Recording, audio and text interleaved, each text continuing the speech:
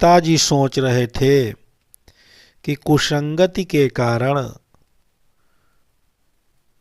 खराब संगति के कारण हमारे में ही आदत पड़ गई है और मैं शराब पीने लगा हूँ, मैं मद्यपान करने लगा हूँ। चलिए, कम से कम हमारे पुत्र में तो ये आदत नहीं है। उधर पुत्र ये सोच रहा था कि कुसंगति के कारण, अपने मित्रों के साथ रहने के कारण और मित्रों में भी ये आदत होने के कारण हम में ये पता नहीं कहाँ से बुरी आदत पड़ गई। जबकि हमारे पिताजी इतने उम्रदराज हैं, इतने पैसे हैं उनके पास, लेकिन उन्होंने कभी भी आज तक के मदिरा पान नहीं किया है। वे कभी भी शराब छूते नहीं हैं और पीने की बात तो क्या है।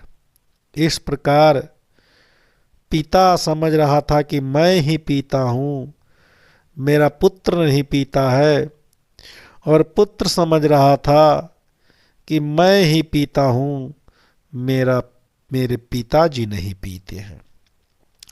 एक दिन हुआ ये कि बेटे ने सोचा कि थोड़ा जल्दी है, कहीं जाना है तो चलते हैं बगल में मधुशाले की दुकान पर, वहीं से पी करके और आ जाते हैं, फिर साथियों के साथ जहां जाना है निकल लेंगे।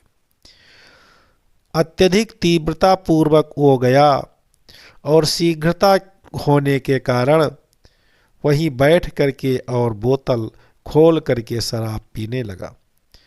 ज्यों ही उसने सामने देखा, सामने की मेज पर कुर्सी पर बैठे हुए उसके पिताजी भी शराब पी रहे थे। पिताजी पास आ गए। दोनों को छिपने का, इधर उधर मुंह छिपाने का कोई अवसर नहीं मिला और बेटे ने प्रश्न कर दिया कि पिताजी आप?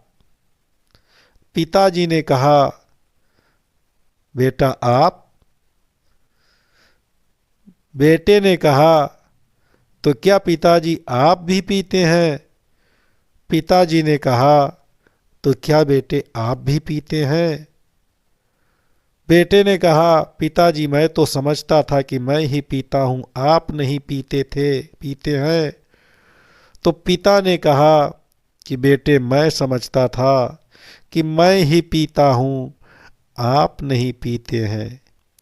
तो बेटे ने कहा, तो क्या हम दोनों पीते हैं? पिताजी ने कहा, फिर इसमें अब संदेह किस बात का है? अब तो स्थिति साफ हो गई, अब अंधेरे में कोई काम नहीं होगा। आज तो यह स्पष्ट हो गया कि हम दोनों लोग शराब पीते हैं। बस समाज में इसी प्रकार की आंख मिचौनी चल रही है। यदि पिता शराब पीने लगा तो समझिए उसका बेटा बच नहीं पाएगा।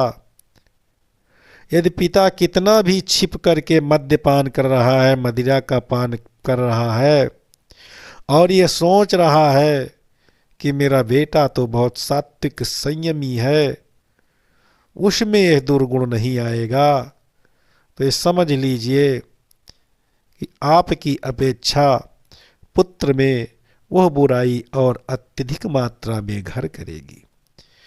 परिवार में कितना भी छिप करके किसी भी व्यसन का प्रयोग किया जाए, छोटे बच्चों में, संतानों में, परिवार के सदस्यों में उस व्यसन पर दृष्टि जरूर पड़ती है। कोई भी बुराई या किसी प्रकार की आदत छिपाई नहीं जा सकती है, अपने आप वो पाप बन करके एक दिन प्रकट हो जाती है।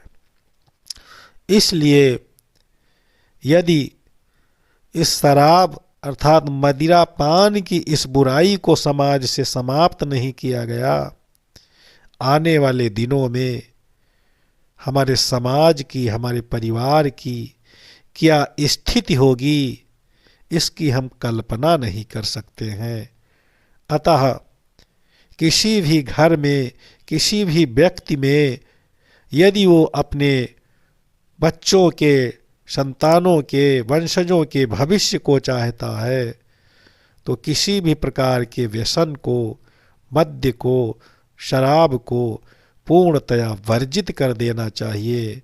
उसको अपनी ड्योढ़ी के अंदर प्रवेश नहीं करने देना चाहिए और ना ही उसको विष के समान समझ करके हाथ लगाना चाहिए या उसे ग्रहण करना चाहिए।